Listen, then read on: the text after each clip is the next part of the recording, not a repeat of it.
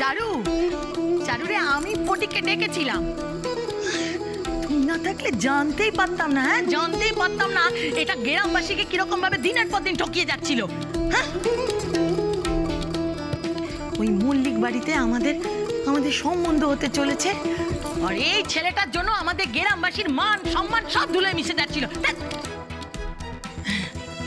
চারুমা, চারুমা, আমার না একটা কথা মনে হলো জানিস, এই জন্যই ফটিকটাকে ডেকে আনলাম। দেখ, তোর তো আর কদিন পরে বিয়ে হয়ে যাবে মা, তখন ওই গ্রামবাসীর দুধের ব্যবসাটা কি হবে বলতো? তাই ভাবলাম যদি ফটিক এই ব্যবসার আবার দায়িত্ব নেয় তাহলে কেমন হয়। মানে ফটিক যদি গ্রামবাসীর কাছ থেকে দুধ নিয়ে শহরে দিয়ে আসে, তবে হ্যাঁ, অ্যাডভান্স দিতে হবে, আগে টাকা তারপরে দুধ। ঠিক বলেছি না মা? একদম ঠিক বলেছো মা। আমি তো এই কথা বলবো বলে ফটিকটার সাথে একবার দেখা করব ভাবছিলাম। ফটিকটা, ফটিকটা, তোমার কোনো চিন্তা নেই, আমি তোমাকে কথা দিচ্ছি, এবার থেকে গ্রামের সকলে তোমাকে দুধ বিক্রি করবে। থ্যাংক ইউ চারু, তোকে স্যালুট।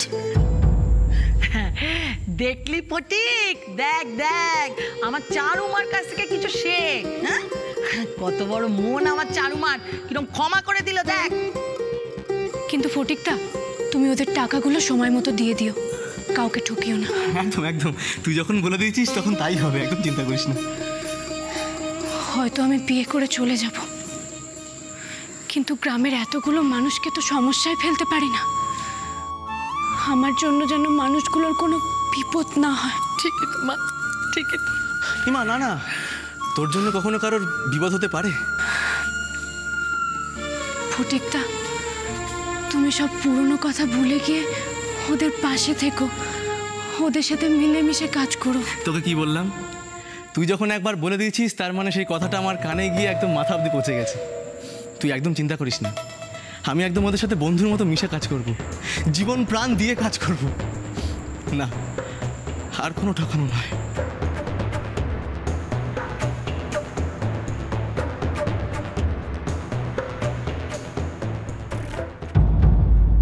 ফুলটুসি, তোমাকে বিয়ে করার জন্য এখন আমি অনেক কথাই দেব, বুঝেছো তো? তোমাকে আগে বিয়েটা করি, তারপর দুজনে মিলে দুধের ব্যবসা সামলাবো। হ্যাঁ,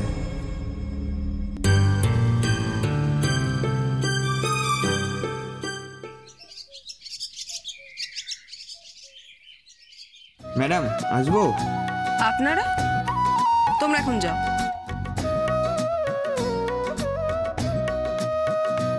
আসুন। হ্যাঁ, নমস্কার। ওই যে শাড়ি নিয়ে এলো বোধহয়। ও, আসুন না, আপনারা দাঁড়িয়ে আছেন কেন?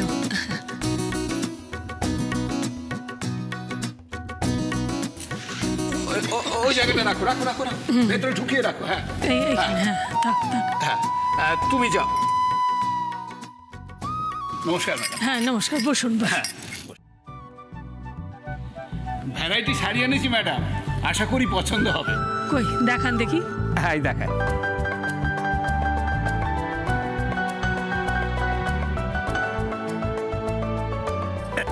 এই যে দেখি। একদম একদম এক ক্লাস শাড়ি। দেখি দেখি, ওই শাড়িটা দেখি। এই যে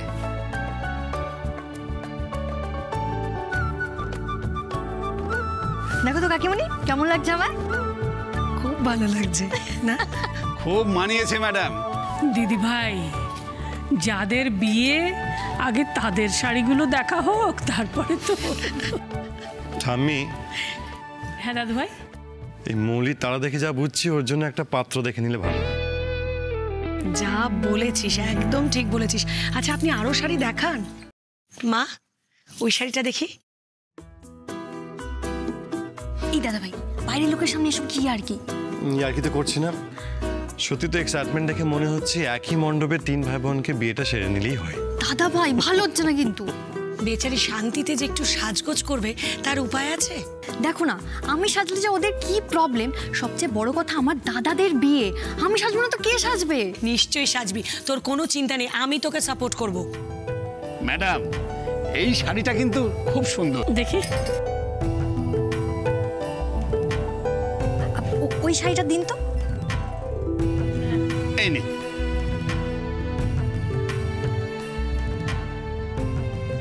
এই মৌলি, এই শাড়িটা কি রঙের?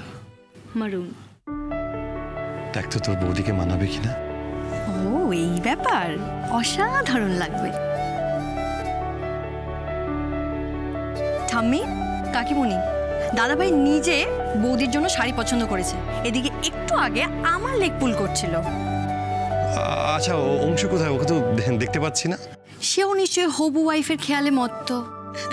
না না, অংশু ওর ঘরে রয়েছে, বিজনেসের কাজ করছে। যার কালকে বিয়ে সে নাকি কাজ করছে। যাই আমি দেখে আসি ও কোথায় আছে।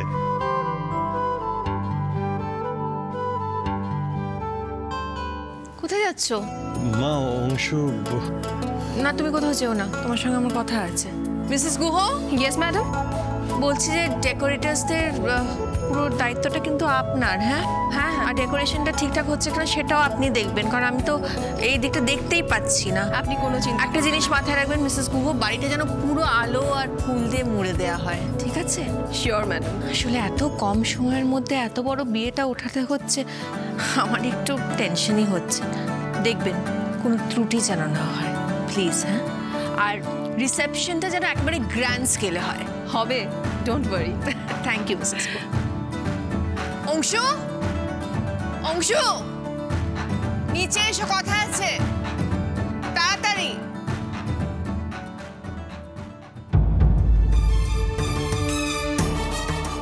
আপনি?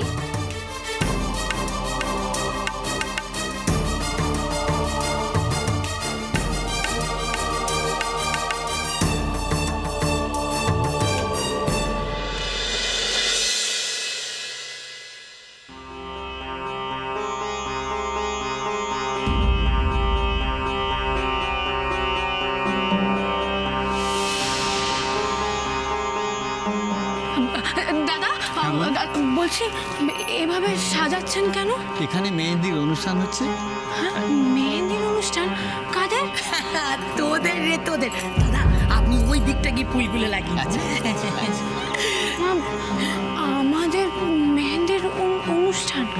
আরে মল্লিকা দেবী নিজের হাতে এগুলো সব পাঠিয়েছেন রে। হ্যাঁ, এই দেখ, এত টুলবাল, আর তারপর দেখ না এই যে এত ফুল, তারপরে লাল রঙের এই গালিচা। ও মা গো, আজকে বিকেল বেলা তোর আর চুমকির বিরাট করে মেহেন্দি হবে, আর মল্লিক বাড়ি থেকে অনেকে আসবে রে।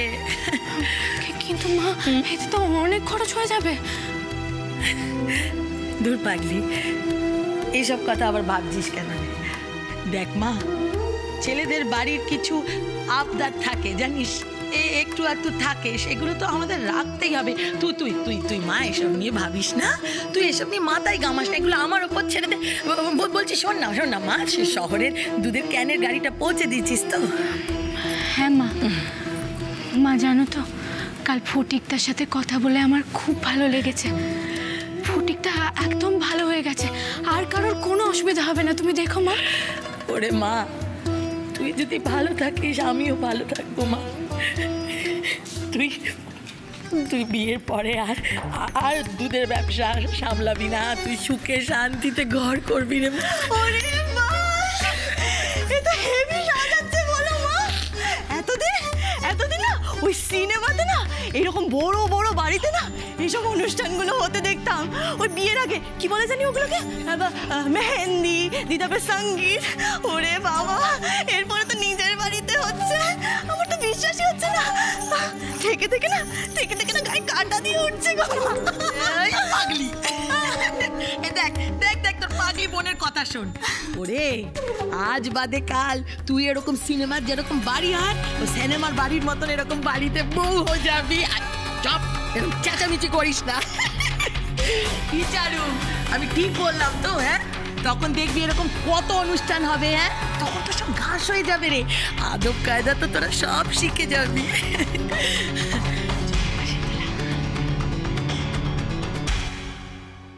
হ্যাঁ মা, সব শিখে আমি হব মল্লিক বাড়ির রাজরানী, আর ওই চারুটা হবে গ্রামের চাকরানি।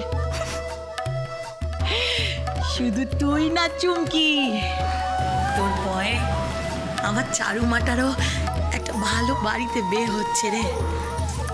তোরা দুজন সুখী হলেই যে আমরা সুখী। আমার সব আশা ভরসা তো তোরা দুজন। তোরা ভালো থাক মা, তোরা ভালো থাক। মা, বাবা কোথায়? আর বলিস না, সে কোন সকালে দরকারি কাজে বেরিয়েছে। আচ্ছা তুই বল, এত কাজে এত লোকজন আমি একা সামলাতে পারি? হ্যাঁ, সে সকাল থেকে সমাজ সেবা করতে শুরু করে দিল। আমি ও দাদা, ওদিকে না, ওদিকে তো আমাদের গোয়াল ঘর, ওদিকে না।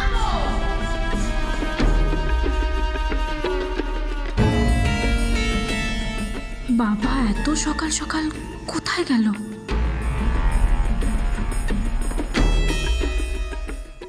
দেখুন, আপনারা যা আমাদের জন্য করছেন সেটা সত্যিই আমাদের ভাগ্যের ব্যাপার, কিন্তু আমি বলছিলাম কি যে তাড়াহুড়ো করে বিয়ে দেওয়াটা কিন্তু আমার মনে হয় ঠিক হচ্ছে না। ঝিরে বাতি